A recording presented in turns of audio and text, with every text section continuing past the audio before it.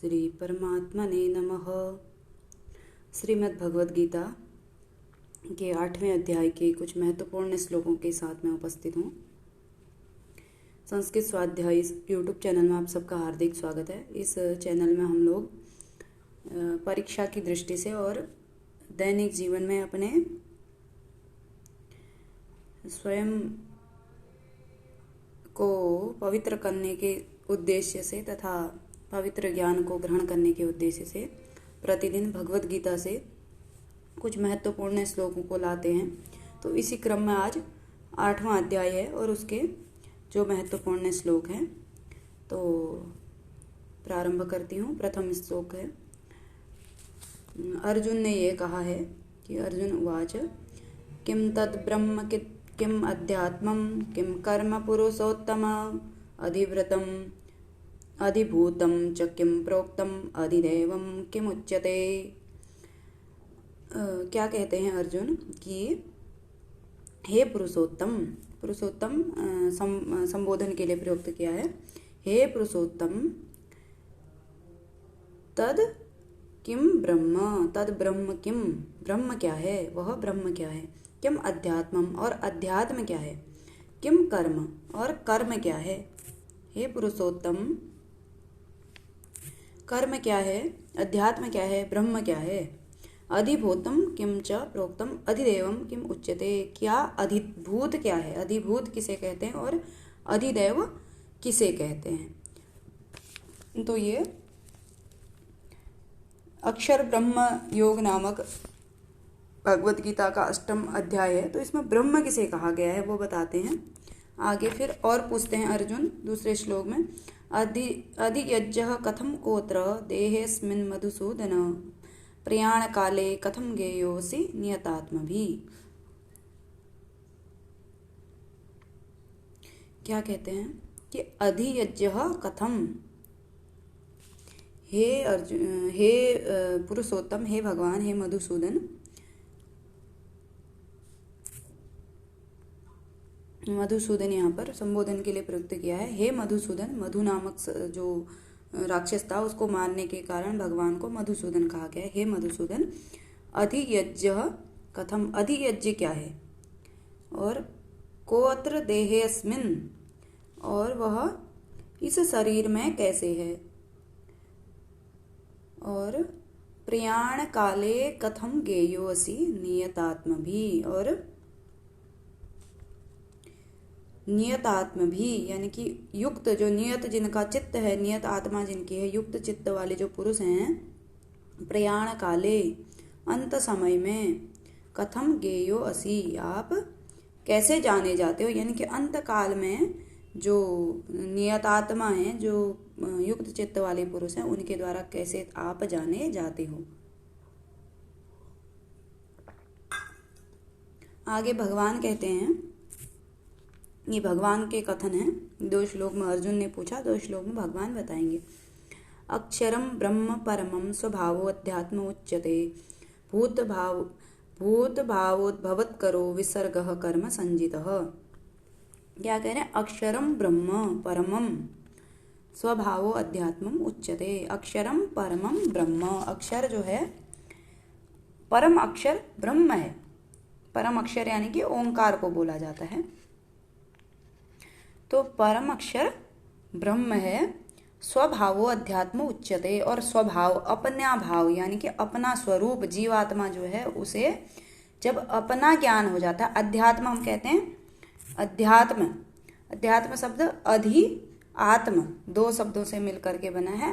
मतलब अपने प्रति, स्व के प्रति, स्व का जब ज्ञान हो जाता है व्यक्ति को, जब अपना ज्ञान हो जाता है, यानी कि जो हमारे अंदर जो अंतरात्मा है, इसका जब आत्मा के प्रति व्यक्ति सोचने लगता है, इसके प्रति जब उसकी सोच विचार, उसका जब अपने प्रति जाने लगता है, मैं कौन हूँ, इस विषय पर वह चिंतन करने लगता है, तो उसको अध्यात्म कहते हैं। वही आध्यात्मिक है, यानी कि जो अपने विषय में, संसार की वस्तुओं को हर कोई जानता है, लेकिन जो स्वयं को जानने का प्रयास करता है, स्वयं को जानने के क्षेत्र में एक कदम बढ़ाता है, वह अध्यात्म होता है, या वह आध्यात्मिक कहलाता है। आगे कह रहे हैं कि भूत भावोद्भवत् करो विसर्गः कर्म संजितः। आगे क्या कहते हैं कि जो भूतों के भाव को उत्पन्न करने वाला जो त्याग है, विसर्ग, वह क्या है? कर्म संगीत, कर्म नाम से जाना गया है। जो भूतों के भाव को उत्पन्न करने वाला जो त्याग है वह कर्म के नाम से जाना जाता। आगे भगवान कहते हैं, फिर अर्जुन ने पूछा था कि उसके बाद किसको अधिभूत कहेंगे, किसको अधिदेव कहेंगे? तो इसमें अधिभूत, अधिदेव, अधियज्ञ अगले श्लोक में पूछा है कि अधियज्ञ कौन होता है। तो ये सब इस चौथे श्लोक में बताते हैं भगवान। अधिभूतम क्षरो भावः पुरुषश्चादिदैवतम अधियज्ञो अहमेवात्र देहे देहभृतांबर। हे देहभृतांबर, हे देहधारियों में श्रेष्ठ अर्जुन के लिए संबोधन प्रयुक्त हुआ है। हे देहधारियों में श्रेष्ठ अर्जुन, अधिभूतम क्षरो भावः, अधिभूत किसे कहते हैं? क्षर यानी कि विनाश, धर्म वाले, क्षर भाव यानी कि जिनका विनाश, यानी कि जो नष्ट होने वाली वस्तुएं हैं या पदार्थ हैं, उनको क्या कहा गया है? अधिभूत। पुरुषश्चाधिदेवतम, और पुरुष कौन क्या है? अधिदेवत, यानी कि पुरुष का अभिप्राय वही जो दर्शन में हम पुरुष के नाम से जिसे जानते हैं, सूत्रात्मा, हिरण्यगर्भ, प्रजापति, ब्रह्मा इत्यादि नाम से जो पुरुष जाना जाता है, यानी कि जो दर्शन में जिसको पुरुष तत्व के रूप में बताया गया है, वही वाला पुरुष यहाँ पर है। तो उसको क्या कहा गया है? अधिदैवत।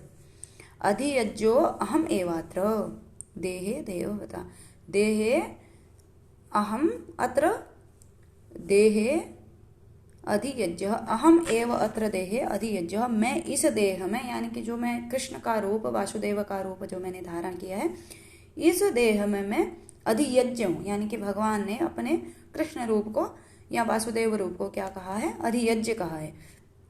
अधिभूत जो है नष्ट होने का भाव, यानी कि जो पदार्थ नष्ट होने वाले हैं वो अधिभूत हैं। और जो पुरुष है, यानी कि जो हिरण्यगर्भ, सूत्रात्मा, पुरुष, ब्रह्मा जिसे हम कहते हैं, समस्त संसार का अधिष्ठाता, वह क्या है? अधिदैवत है। और मैं स्वयं वासुदेव के स्वरूप में मैं क्या हूँ?